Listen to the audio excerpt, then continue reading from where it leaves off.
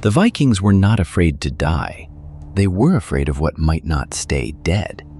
Forget the shambling corpses you know. The Draugr is not a mindless thing. It keeps its memory. It keeps its cunning. It knows your name and it remembers your house. It is stronger than any living man, strong enough to crush a skull in one hand, and it is heavy, heavy as a mountain. A Draugr can grow until it fills a room and swell until the roof beams crack above it. And it does not haunt an old castle. It sits in its grave mound at the edge of your farm, on top of its gold, listening to you through the earth, waiting for the nights to get long enough. This is the monster that frightened the bravest people in Europe, as the sagas actually describe it. The Old Norse word is Draugr. In the sagas, it also has a plainer name, hel-blár, the barrow-dweller, the one who lives in the mound, because the Norse did not bury their dead and walk away.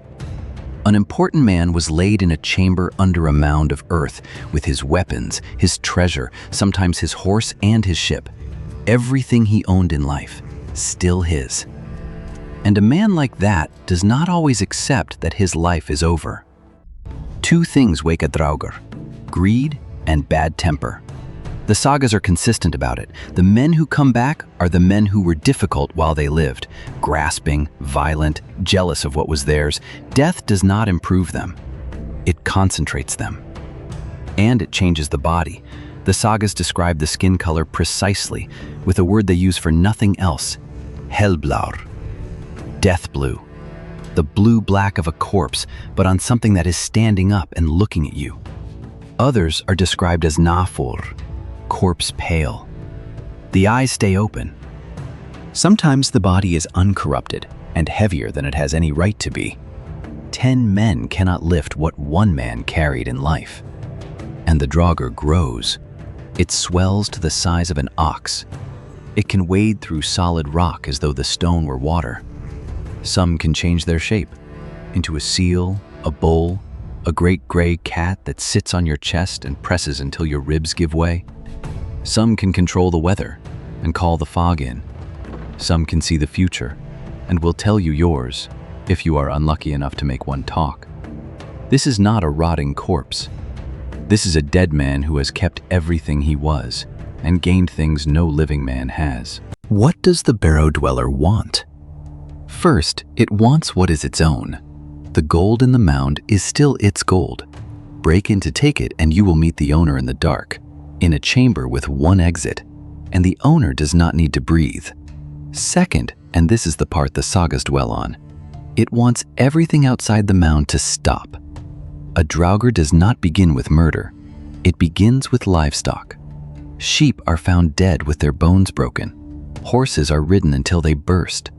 Cattle that graze near the mound go mad, bellow all night, and drop dead. Shepherds are found in the fields with their necks twisted around, and no footprints near them but their own.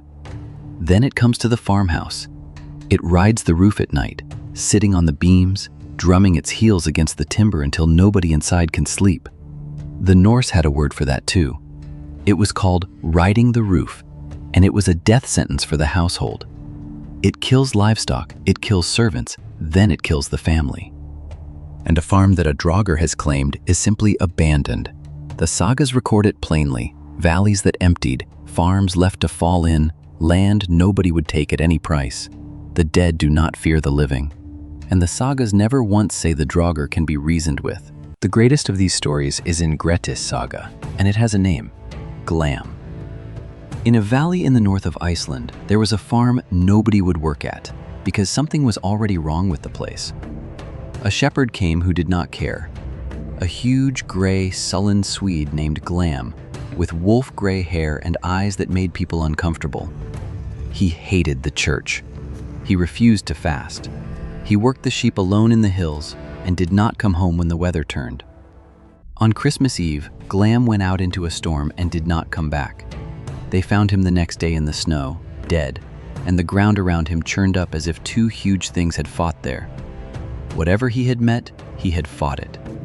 They tried to bring the body home and could not lift it. He had become too heavy. They tried again with oxen, still too heavy. In the end, they left him under a cairn of stones where he lay. That was the mistake, because Glam came back. He rode the roof of the farmhouse until the beams groaned. He killed the livestock and then the servants. The farm was abandoned. The valley began to empty, house by house. Which is when Grettir arrived, the strongest man in Iceland and the most stubborn. He came looking for the monster on purpose.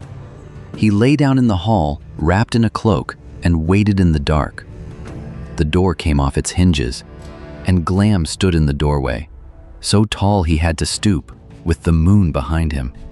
They fought through the hall and broke it apart around them, and at the very end, as they crashed out through the doorway, the clouds opened and the moonlight fell on Glam's face, and Grettir looked into the dead man's eyes. And for the first time in his life, Grettir's strength left him. He could not move. Glam spoke, and this is the moment the whole saga turns on. He tells Grettir, "You will grow no stronger from this day.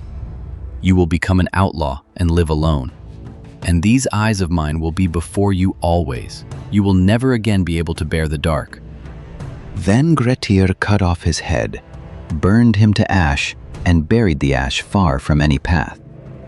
But it did not matter. The curse held. The strongest man in Iceland was afraid of the dark for the rest of his life, and it drove him to the lonely death the dead man promised him. That is the true horror of the Draugr in the Norse mind. It does not merely kill you. It reaches into your life and changes what you are. So how do you end one? Steal is not enough. You can cut a Draugr and it will keep coming. The sagas are specific about what actually works, and it is deliberate, ugly work. You cut off the head. Then you lay the head down at the corpse's thighs, or between its feet, so the dead man can never look at the world again and never put himself back together. Then you burn the whole body to ash.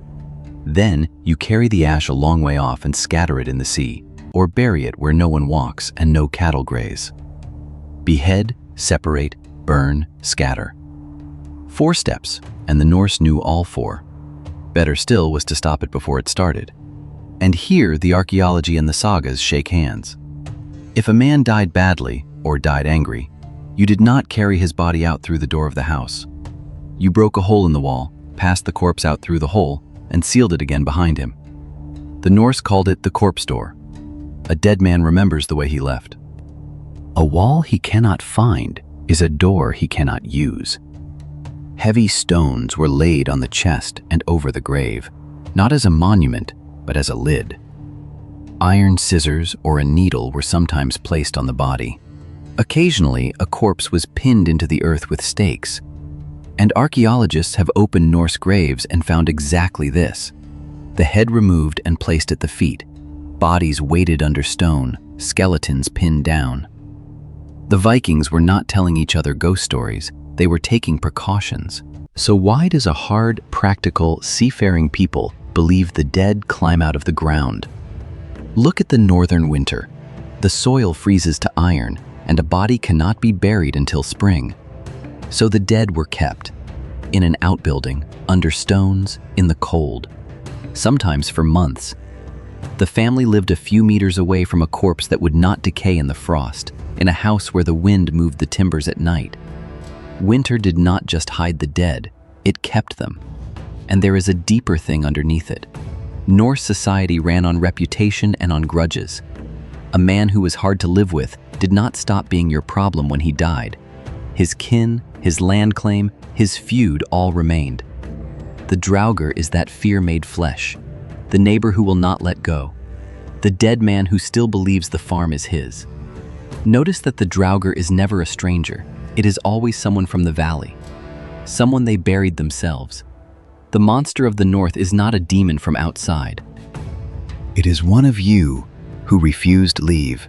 And in Norway, the dead man never went away. He only went to sea. Ask along the Norwegian coast and you will not hear about barrow-dwellers. You will hear about Draugr. The Norwegian Draugr is a drowned man who was never given a grave, and he sails in half a boat cut lengthwise, crewed by the sea's dead. To see him is to know that someone is not coming home. Fishermen heard him cry out across the water in the dark. Into the 20th century, there were coastal families who would not say his name out loud at night. The old word survived too. The Norwegians still have genganger, literally, the one who walks again, and they use it for anything that will not stay buried. An old scandal, a bad idea, a rumor that keeps coming back. A dead thing that returns is still called by the name they gave it 1,000 years ago. And here is where we leave the barrow. We have spent this night on what the Vikings were afraid of. Next time, we go to the opposite thing entirely. The belief that let them laugh on a battlefield. Valhalla. What the Hall of the Slain actually was, who really got in, and why most Vikings were never going there at all. Subscribe so you don't miss it. And if you would rather have the old sagas carry you into sleep tonight, the Sleep Sagas playlist is waiting on your screen. Though after this one, you may want to leave a light on. Until then, I'll see you by the next fire.